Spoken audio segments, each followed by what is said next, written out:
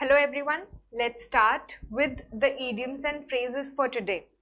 तो हमारा first idiom क्या है? Our first idiom is elephant in the room. So elephant in the room का मतलब क्या होता है? कोई ऐसी बात जो कोई सबको पता है कि the other person is meaning this thing, लेकिन कोई बोलता नहीं है, right? Maybe डर लग रहा है इसीलिए, या कोई एड्रेस नहीं करना चाहता है इशू इसीलिए. So elephant in the room क्या होता है? A controversial issue or problem that is present but is not talked about because it's uncomfortable or awkward. तो कोई ऐसी बात जो uncomfortable या awkward है इसीलिए वो issue को address नहीं करना is elephant in the room. अब suppose we are sitting for a debate या we are sitting to talk on some issue that has been going on suppose in your college. ठीक है, सब आए हैं, बैठे हैं, सबको पता है कि ये particular for example you need to lessen the working hours, ठीक है, द स्टडिंग आवर्स या इंक्रीज द स्टडिंग आवर्स, ठीक है, लेकिन सब यहाँ वहाँ की बातें करेंगे because it is not appropriate to suddenly start और it may be awkward to start suddenly कोई भी टॉपिक. तो पर्टिकुलर पर्सन, कोई भी एक पर्सन आगे क्या आके बोलेगा, let's address the elephant in the room. तो हमको ये बात करना है. So let's talk on this issue. Elephant in the room क्या है? ये controversial issue है जो शायद कोई बात नहीं करना चाहता, लेकिन let's address it. Let's talk about it. ठीक है? तो example, let's address the elephant in the room and talk about the problem between you two. So suppose two people are having a fight. They have problems with each other.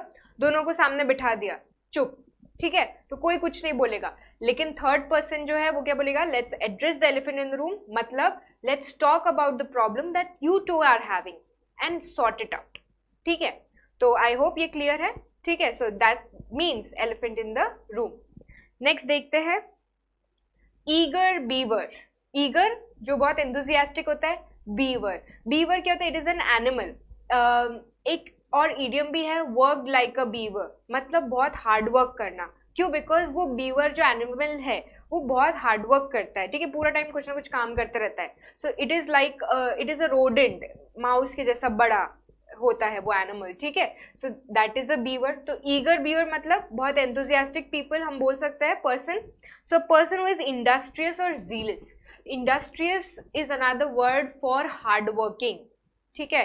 तो hard working people को industrious भी बोलते हैं. Zeal, full of zeal मतलब full of enthusiasm.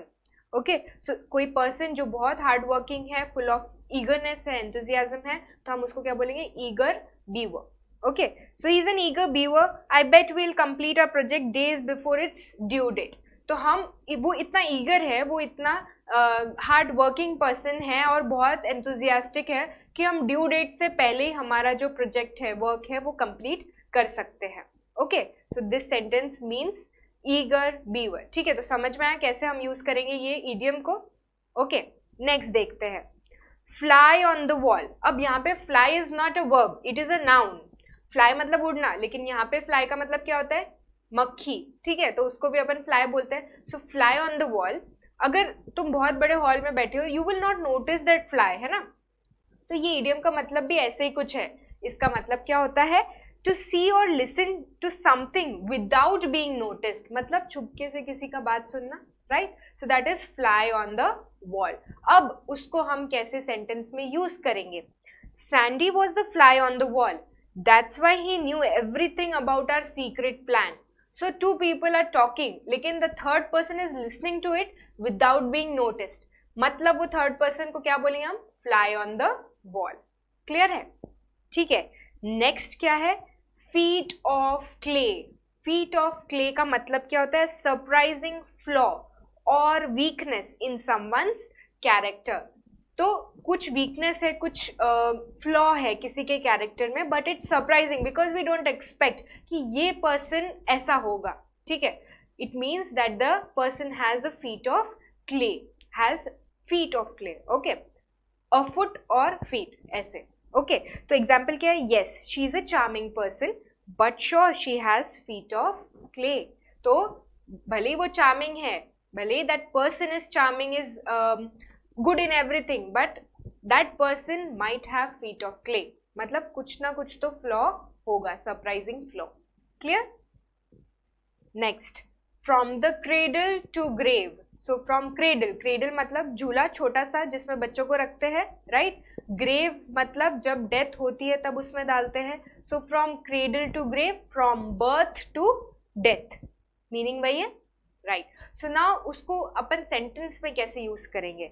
Our bond of friendship was one to last from cradle to grave. मतलब the moment we were born we were together till death. ठीक है. So our friendship is from cradle to grave, long lasting भी बोल सकते हैं अपन, right. Next देखते हैं. फेंट of heart.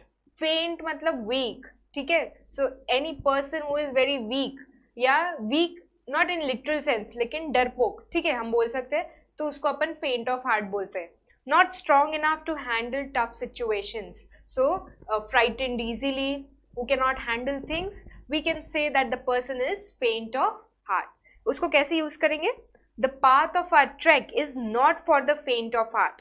We are going to encounter extreme weather, snow, rains, wild animals and what not. तो ये सब चीज एक्सपीरियंस करने के लिए courageous होना चाहिए, right? You should be strong. If you are faint of heart, you cannot do it. Okay, so that means faint of heart. Next idiom है हमारा get out of dodge. So dodge हो सकता है कुछ फेंका गया है तुमको, तुम वहां से हट गए, उसको डॉज बोलते हैं. ठीक है. So get out of dodge मतलब टू लीव, वहां से चले जाना. ठीक है.